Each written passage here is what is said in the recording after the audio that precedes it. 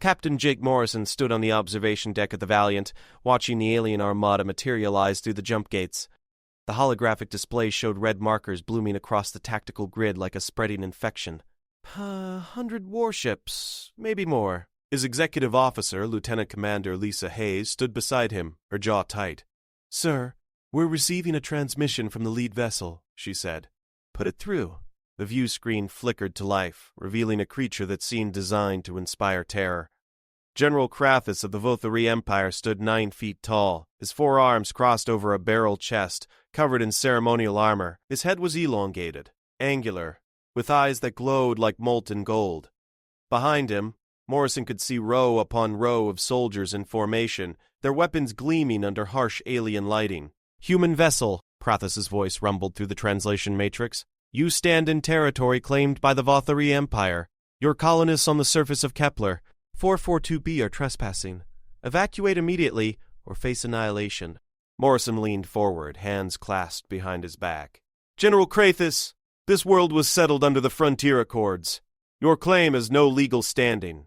The alien's mandibles clicked in what might have been laughter. "Legal standing? You speak of laws while my fleet surrounds you. I have 1 million soldiers aboard these ships, human. 1 million warriors bred for conquest. Your single vessel cannot hope to resist." The bridge fell silent. Morrison could feel every eye on him. The Valiant was a destroyer, crewed by 300 souls. Against 1 million enemy troops, the math seemed impossible. But Morrison smiled. "General," he said slowly, "I appreciate you providing me with such precise intelligence." 1 million soldiers, you said? Krathis's eyes narrowed. "That is correct. Surrender now, and I will grant your crew safe passage. Resist, and I will turn your ship into a tomb." Morrison's smile widened. "Perfect. I have 1 million targets." The view screen went dark as Morrison cut the transmission. Lisa turned to him, her expression caught between horror and hope. "Sir, with all respect, we can't fight 1 million soldiers, even if we had unlimited ammunition." "We won't be fighting them, Commander," Morrison interrupted. He moved to the tactical station where Ensign Carlos Rodriguez was already working. "Rodriguez, bring up the fleet composition. I want to know exactly what we're dealing with." The young officer's fingers danced across the controls. "Aye, sir." Scanning now. "I'm reading 98 troop carriers. Heavily shielded but minimal armament. 10 escort frigates with medium defensive capabilities. They're arranged in a standard occupation formation designed to deliver ground forces, not engage in ship-to-ship combat." Morrison nodded. "Exactly what I expected. The Vothari fight wars of occupation. They overwhelm with numbers, land massive armies, and grind down resistance through attrition. It's worked for them across a dozen systems." "But sir," Lisa said, "even knowing their strategy, how do we—" "We don't play their game," Morrison said. "Rodriguez, calculate firing solutions for the primary troop carriers. Target their shield generators first, then engineering sections. I want maximum damage, with minimum ordnance expenditure. Sir, even if we disable their shields, the carriers themselves are enormous. It would take hours to destroy them all, and the frigates will tear us apart long before—" "I'm not planning to destroy them, Ensign. I'm planning to create a dilemma." Morrison pulled up the system map. "Helm, plot a course that takes us through the debris field from the mining operation. Full evasive pattern." Lieutenant Peter Grant at the helm looked uncertain. "Sir, that field is dense. Navigation will be difficult at combat speeds. That's the point. Commander Hayes, I want all civilians on Kepler 442b evacuated to the underground shelters. They have 2 hours. After that, we initiate Protocol Thunderbolt."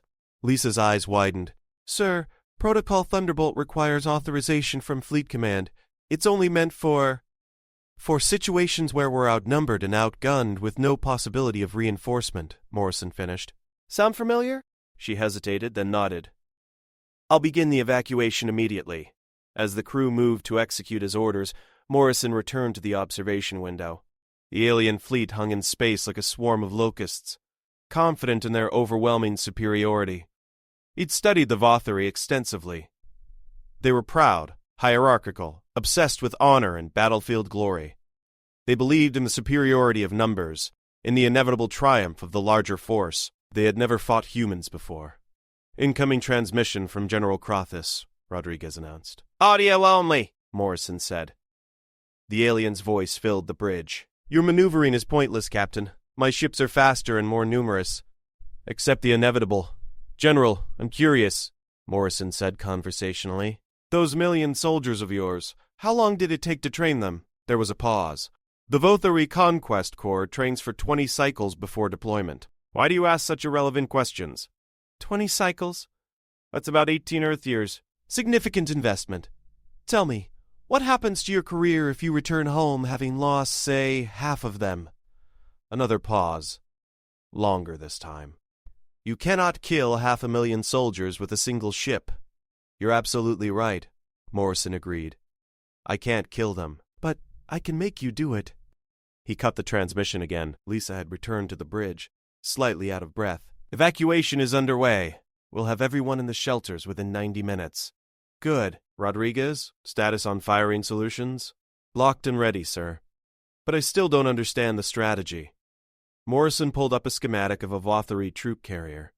These ships are designed to hold massive numbers of soldiers in suspended animation chambers.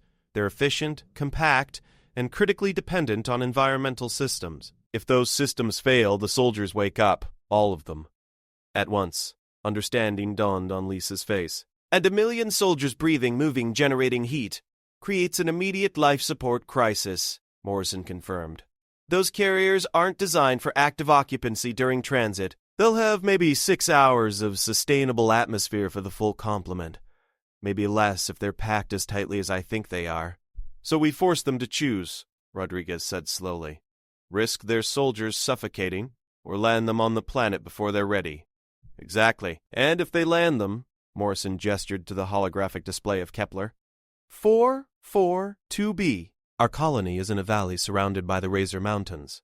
Narrow approaches, limited landing zones, perfect defensive terrain. 1 million soldiers become a logistics nightmare. They'll need to establish supply lines, coordinate deployment across difficult terrain, maintain command and control over dispersed units. They stop being an overwhelming force, Lisa said, and become 1 million individual problems. Now you're thinking like a human, Morrison said with satisfaction.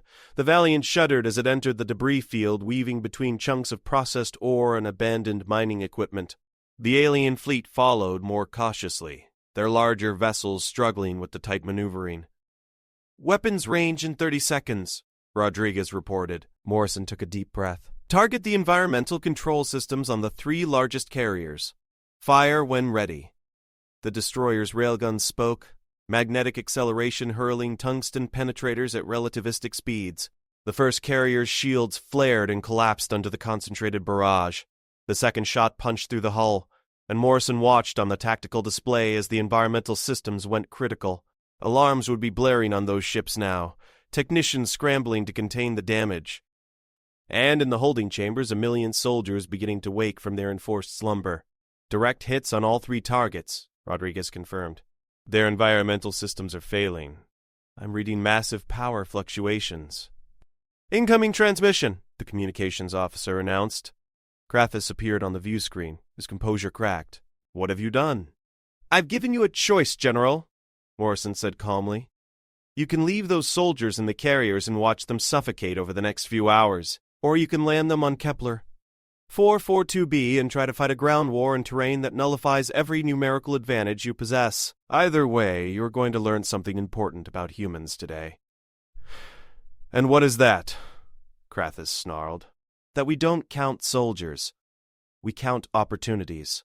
The alien fleet was in chaos now. Morrison watched as the damaged carriers broke formation, heading desperately toward the planet. The other carriers followed, their commanding officers making the only choice they could. Better to fight on unfavorable ground than to return home having lost hundreds of thousands of troops to suffocation. They're committing to planetary assault, Lisa reported. All carriers moving to atmospheric entry positions. Morrison nodded. Contact Colonel Patricia Barnes at the colony. Tell her to prepare for visitors, and remind her that enclosed spaces and choke points are her best friends. As the alien armada descended toward Kepler, 442B, Morrison allowed himself a moment of satisfaction. Krathis had been right about one thing. The Valiant couldn't defeat 1 million soldiers in open combat, but humans had never been interested in fighting fair. The real battle was about to begin, and the Vathari Empire was about to discover why humanity had survived every challenge the galaxy had thrown at them. Not through superior numbers or advanced technology, but through the simple, terrifying willingness to turn every disadvantage into a weapon. "All hands to battle stations," Morrison ordered. "Let's go support our people on the ground." Time to show these aliens what a million targets really means.